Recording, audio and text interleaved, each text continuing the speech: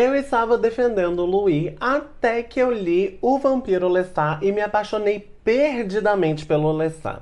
E isso porque o Vampiro Lestat não é uma mera continuação. Ele é, na verdade, uma revolução nessa história. Olá, esse é o Cultura Geek, não repara a bagunça. Não se esqueça de deixar um like aqui no vídeo e seguir o perfil para você não perder outras resenhas e análises que eu posto sempre.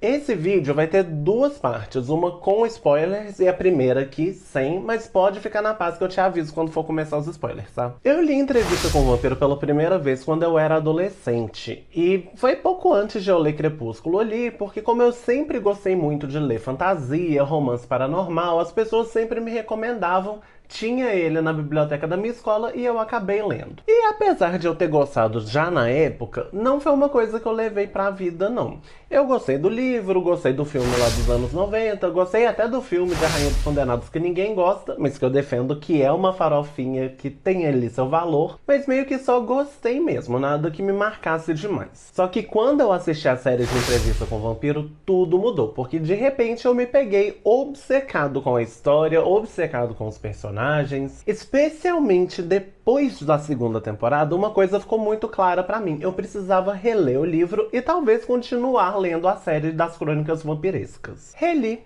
Foi um dos primeiros livros que eu fiz diário de leitura e eu gostei bastante. O Louis é sim bem pressão baixa, ele é muito filosófico, ele sempre se perde numa divagação moral e ética. Ele tem uma visão quase religiosa de mundo. E sim, isso acaba que dá umas quebradas no ritmo que eu até comentei lá atrás que me incomodou um pouquinho. Beleza, daí eu dei um tempinho entre terminar de ler o primeiro livro e ler o segundo, porque eu queria que estivesse mais perto do lançamento da terceira temporada da série.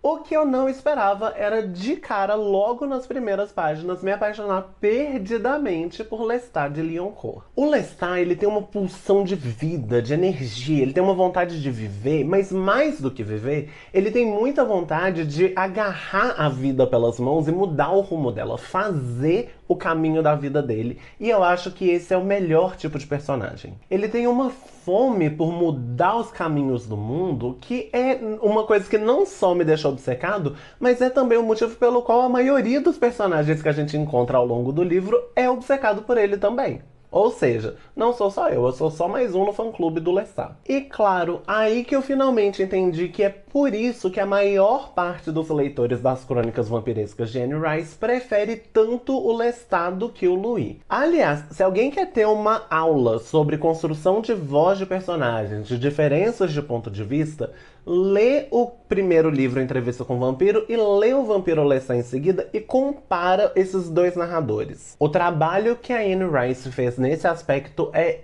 exemplar e impecável. Para ter uma ideia, esse livro já começa com o jovem Lestat, ainda humano, indo atrás de caçar um tanto de lobos que estavam caçando e causando muitos problemas dentro do território em que ele era um nobre. E a gente já tem aqui, desde esse momento, um vislumbre do Lestat que a gente já conhece, o predador de predadores, porque ele é implacável contra os lobos, mas ele mostra misericórdia para a égua que os lobos tinham ferido. E isso tudo eu não estou brincando, é tipo nas primeiras 25 páginas. A gente consegue ver também um pouco da relação do Lestat com os homens da família dele que não compreendem essa pulsão de vida que ele sente. A gente vê aqui o tanto que ele é aprisionado por ser parte de uma família ali, de uma nobreza decadente, que é importante demais para permitir que ele faça qualquer coisa, mas ao mesmo tempo está empobrecida demais para bancar que ele faça as coisas que ele deveria fazer. Toda essa pressão da nobreza dos Lyoncourt, além da pobreza na qual eles acabaram se metendo, também impacta muito a mãe dele, a Gabrielle, além de ela ainda ser imprisionada pela questão do gênero. Aliás, uma coisa que é incrível aqui nesse livro é o quanto a questão de gênero para eles meio que simplesmente não importa, exceto quando eles estão sendo impelidos a obedecer essas regras pela sociedade. Porque no momento em que eles se tornam vampiros, parece que eles conseguem deixar esses conceitos humanos pra trás. Só que mesmo enquanto eles são humanos, esses personagens que são excepcionais parecem já ter um grande desprendimento em relação a isso.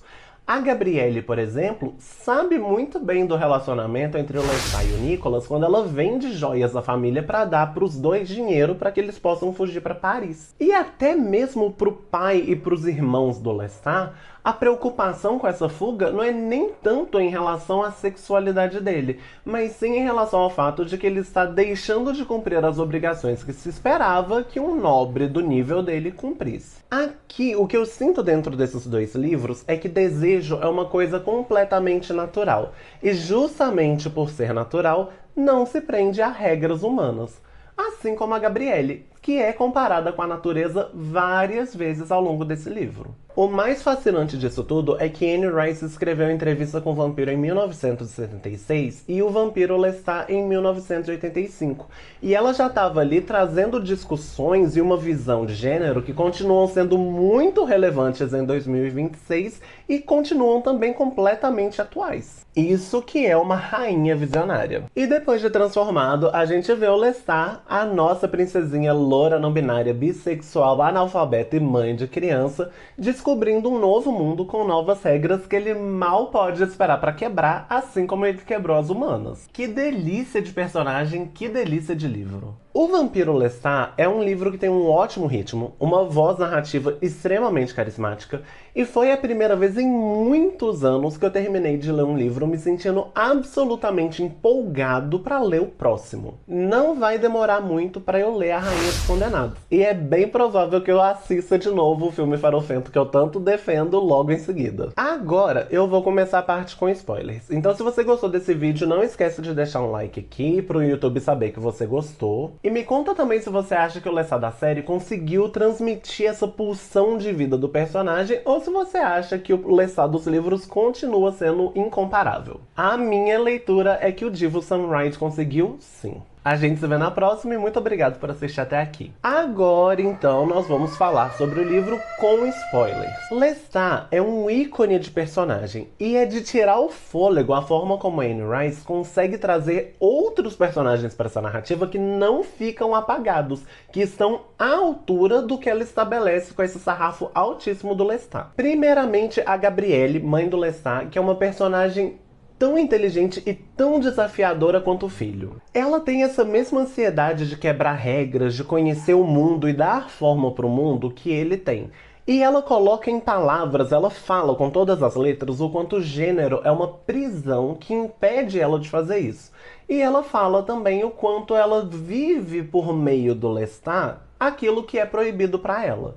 Ela diz, inclusive, que ele é a parte masculina dela. E aí, quando a Gabrielle é transformada em vampiro, parece que ela transcende tudo de uma vez. Ela transcende gênero, ela tá lá colocando as roupas que ela quer, ela corta o cabelo dela do jeito que ela quer. E aí o próprio Lestat comenta em várias passagens que ele olha para ela e ele vê um homem. Em outros momentos, inclusive, ele compara ela com animais. Ele vê um leão, ele compara o cabelo dela com um leão. Então Gabrielle se desprende do gênero, se desprende da humanidade, de tudo que aprisionava ela de uma vez. É legal porque esse livro não é queer só por causa do Lestat, ele é queer por causa de todo mundo.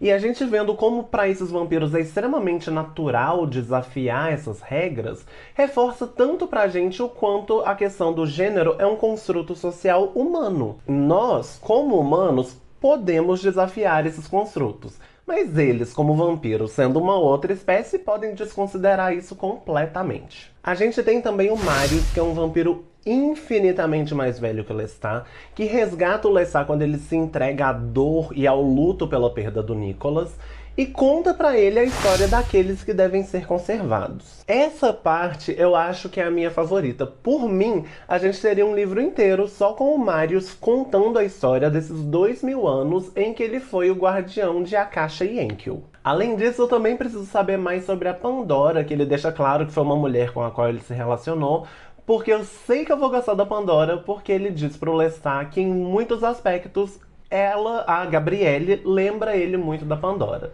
Se é parecida com a Gabrielle, com certeza eu vou gostar também. E o Armand, que eu tinha uma raivinha dele desde a série, ele chega aqui contando a história dele e ele mudou muito a minha perspectiva sobre ele também. Porque o Armand é um sobrevivente. Por mais que ele sempre se lasque de novo, por mais que ele seja sempre numa posição de servir, ele sobrevive. Mas eu gosto também que ele só está em uma posição de servir, sem questionar a quem e ao que ele está servindo, até o momento em que ele conhece o Lestat. Lestat é tão subversivo que parece que pega, ó. Você chega perto dele, você pega ali a coisa da subversão, e é por isso que eu gosto tanto dele. E a gente ainda tem o prazer de ver o Lestat determinado a viver o século XX tão intensamente quanto ele viveu os séculos 18 e 19. É por isso que ele se torna logo um rockstar. É por isso que ele vem aqui quebrar na frente de todo mundo todas as regras que ele ainda não tinha quebrado, pelo menos não publicamente. E se por um lado tem o fato de que o Luiz ter contado toda essa história numa autobiografia chamada Entrevista com o Vampiro, também tem o fato inegável de que é esse fogo do Lestat pela vida, por mudar os caminhos do mundo, que é justamente o que faz ele fazer todas as decisões que ele faz aqui. O maior elogio que eu tenho para dar para esse livro, eu acho que é o fato de que se não fosse um cronograma muito apertado que eu tenho, né, para eu tentar ficar em dia com todas as novidades que estão aparecendo na cultura pop no momento, eu já leria A Rainha dos Condenados agora. Do jeito que as coisas estão, eu só vou pausar o suficiente pra ler O Cavaleiro dos Sete Reinos pra série que estreia no domingo e já volto aqui pros braços das Crônicas Vampirescas. Se você gostou desse livro e da minha visão sobre ele, eu tenho uma série de 8 vídeos mais longos, se juntar todos vai ficar bem maior do que esse vídeo aqui, em que eu fui reagindo a cada parte do livro, que estão lá naquela rede social em que tanta gente faz dancinha. Eu te convido a ir lá conhecer as minhas primeiras impressões de uma maneira um pouco mais detalhada de cada parte desse livro. Então comenta aqui pra mim qual é o seu livro favorito das Crônicas Vampirescas, porque por incrível que pareça, a maior parte das pessoas parece que não é esse. Então eu tô muito empolgado pra ver o que eu vou encontrar pela frente ainda. Me conta também se no seu coração existe algum desses personagens que consegue brilhar mais do que o Lestat. Eu duvido. Mas a Anne Rice sempre pode me provar errado, né? Por hoje é só, até a próxima. Depois você volta mais.